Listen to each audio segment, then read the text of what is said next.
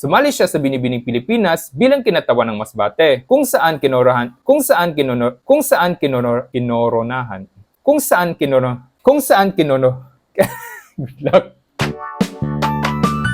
Hi guys! For those who are new here, this is Surge On, and in here, we're going to talk about everything surgical. At dahil masakitin ang mga favorite celebrities ninyo, hindi tayo mauubusan ng Marites Files. For this week, we will talk about a disease na meron din ako, kaya ginawa ko ang vlog na ito kasi napapagod na rin ako mag-explain anong IgA nephropathy. Just refer to my vlog. So without further ado, let's meet our patient. Si Bea Rose Santiago ay isang 33-year-old Filipina beauty queen na tubong masbate at kalaunan ay nag-migrate sa Canada during her teenage years. Una siyang sumabak sa pageantry noong 2011 sa Mutya ng Pilipinas, where she represented the overseas Filipino community of Canada. She represented the country in the Miss Tourism Queen of the Year International the next year, where she placed in the top 10. Noong 2013, sumali siya sa Binibining Pilipinas bilang kinatawan ng masbate, kung saan kinoronahan siyang Binibining Pilipinas International. Si Ariela Rida ang Miss U noon at runner-up niya si Pia Wurtzbach. She represented the country in the Miss International pageant that year in Tokyo, Japan, where she bested 66 other contestants to win the Philippines' 5th Miss International crown. Tumatak sa judges ang thank you message niya sa mga tumulong sa Typhoon Yolanda noong panahong yon. You have opened my eyes and my heart and how important it is if we all just support each other. So 5 years after manalo, binunyag ni Bea na nakikipaglaban siya sa chronic kidney disease, dala di umano ng sakit niyang IgA nephropathy. Lumipad na rin siya pabalik ng Canada para doon magpa-dialysis and try her luck at a possible kidney transplant. So first, let's break it down. Bea is a diagnosed case of IgA nephropathy. It's a nephropathy caused by IgA.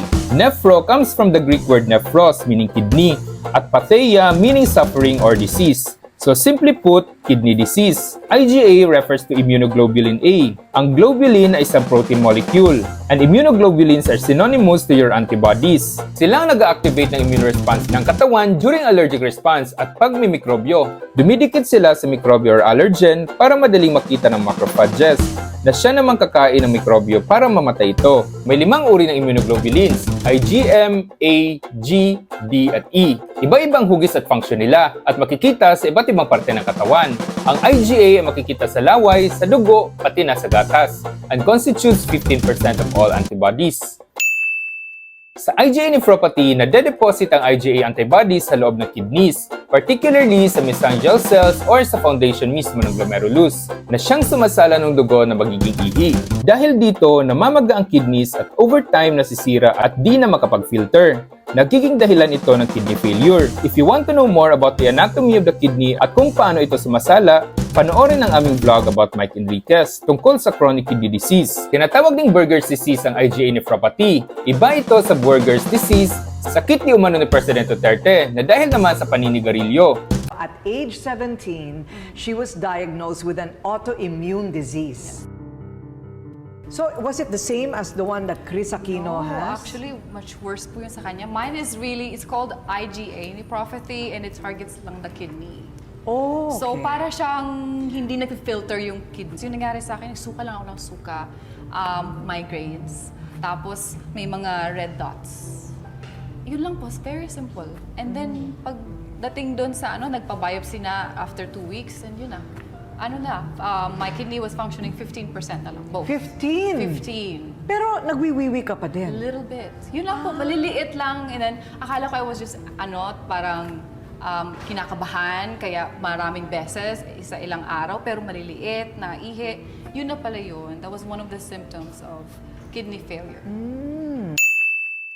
So ang chief complaint ni Bea ay ang suka ng suka, migraines, at mga red swelling sa katawan. Ang mga sintomas na ito is usually due to inflammatory response, pero non-specific to IgA, kaya palaging na-overlook. An autoimmune response is basically an allergic response to the body itself, kaya pareho lamang sila ng symptoms.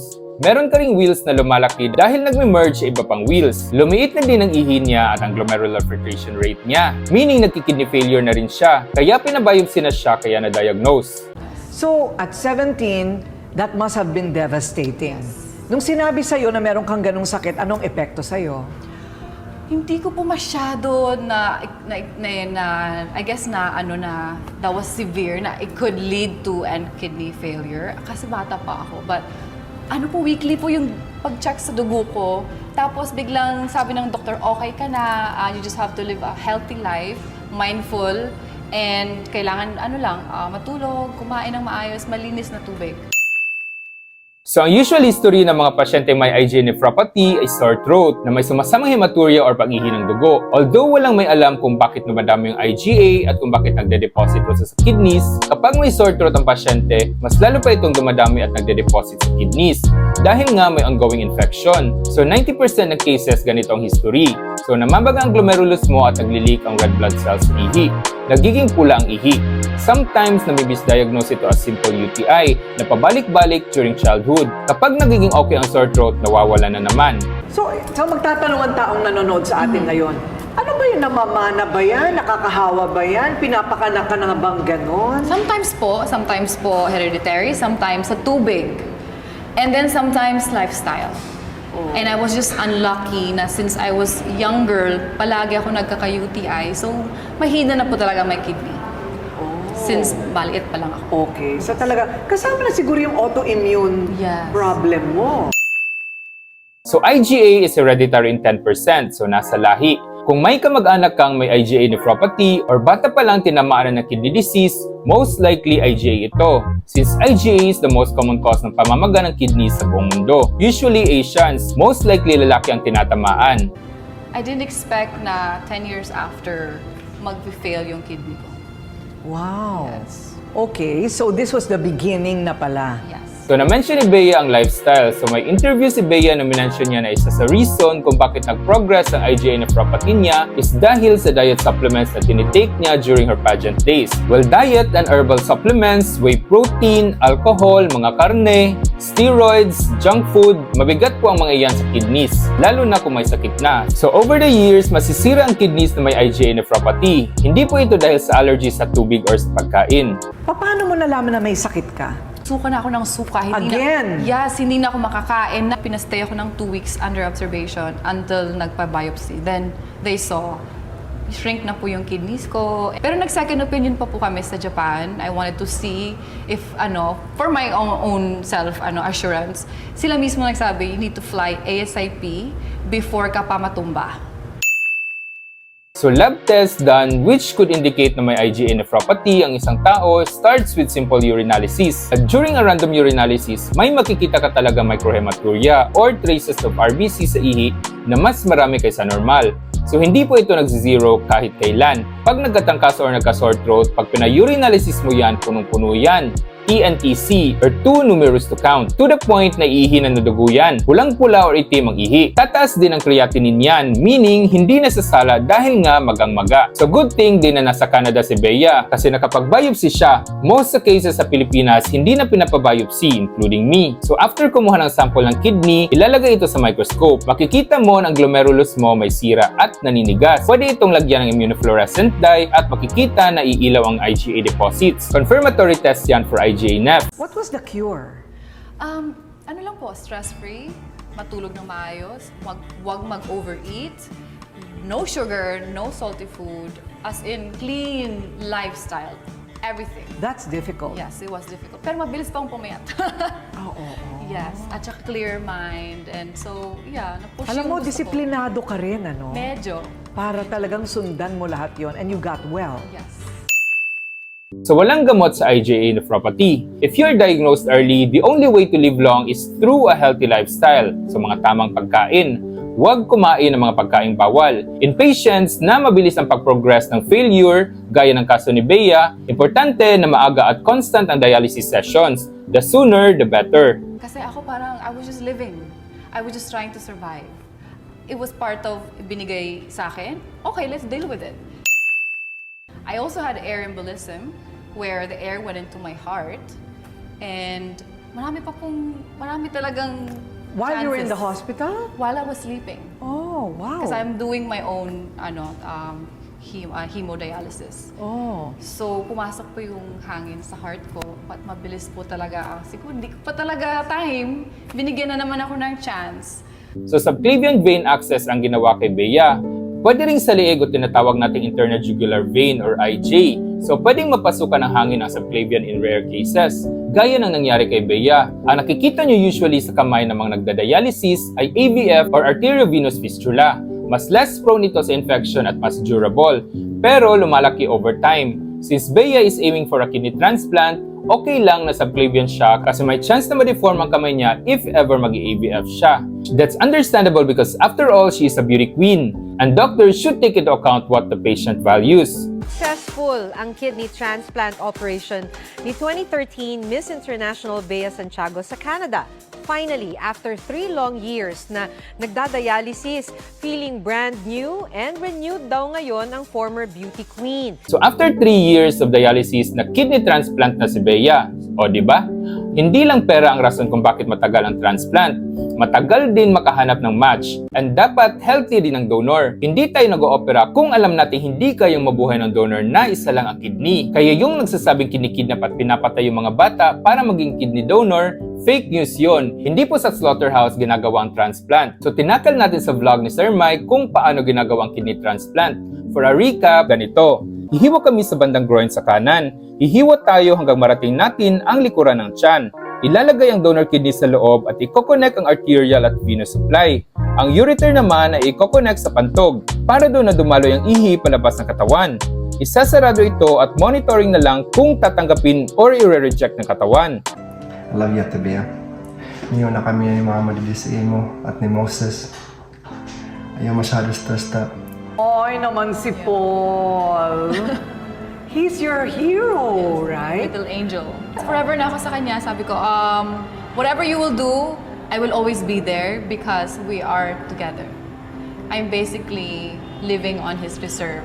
Correct. So ngayon, pati siya kailangan mag-ingat. Yes, opo. Kailangan mag-ingat sa kinakain niya. Yes. Ikaw rin sa kinakain mo. Yes. Ganon. I see. Ganun po. Before I allowed him to be my donor, we had a pact. Kailangan nag-usap kami ng masinsinan. Sabi ko, I'm still an ate more than ever. Ayoko na maging responsible, na masaktan ako as an ate na magkasakit din siya because of me. Kasi I can't take that.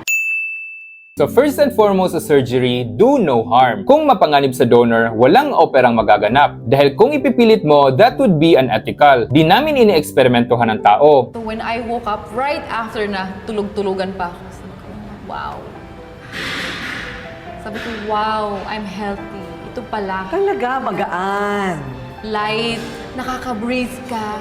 You don't feel like ang bigat ng dala mo. Palagi kasi parang may tubig na abot dito. So, it was such a freeing moment na makikita mo talaga night and day yung difference after. Hindi po ito ang end ng battle ng mga may IgAN. Forever na po ito at pwede ring masira ang bagong kidney kung hindi alagaan ng mabuti. Habang buhay na rin ang steroid therapy para hindi ma-reject ng katawan ang bagong kidney. At habang buhay na dapat ay healthy living, healthy foods, pag-iwas sa alak at stress, pag-inom ng maraming tubig, exercise, etc. So, bakit sa palagay mo na sa'yo binigay ito? Sa'yo nangyari ito? May reason ba?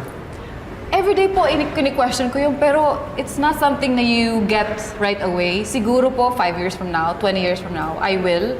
But for now, ang naiisip ko is because I wouldn't be given this kung hindi ko kaya. And, naiyak. Siguro po also, he knows na I can make it. Napaka-bless niyo po na buo pa kayo, healthy kayo, na paggising niyo, nakakaihi kayo, naririnig niyo yung ihi niyo, you feel light, nakakakain kayo, nakakainom kayo ng more than 1 liter. Blessing po yan. So sana po talaga ayusin niyo ang healthy. Health is important. Health is the best medicine talaga. So takeaway message. So I want to answer that question. Why Bea? Well, ever since I've been diagnosed with IgA nephropathy, I don't know anyone who has been diagnosed with the same illness as mine. At always sinasabi ng tao, IG what? Ang OA naman, UTI lang yan. Ever since Bea came out with IgA nephropathy, I have been following her journey, her grueling dialysis sessions up to her kidney transplant. And if there is one thing that her story did, it was to shed light to a disease na common but virtually unknown sa Pilipinas. Maraming batang namamatay sa kidney disease sa Pilipinas na hindi man lang alam na IgA nephropathy. Nagkakatwang UTI pero hindi naman. Her story is an inspiration ng kidney failure is not a death sentence. Your life can go on even with kidney failure. You can reach your goals at mga pangarap sa buhay while still keeping yourself healthy along the way and appreciating the moments added to your life. You can still have it all. So that's it for today's episode of Marites Files. If you want to know more about CKD in general, watch my vlog about Sir Mike Enriquez. So see you again next week for another meaty surgical chisem. Till next time, surge on guys!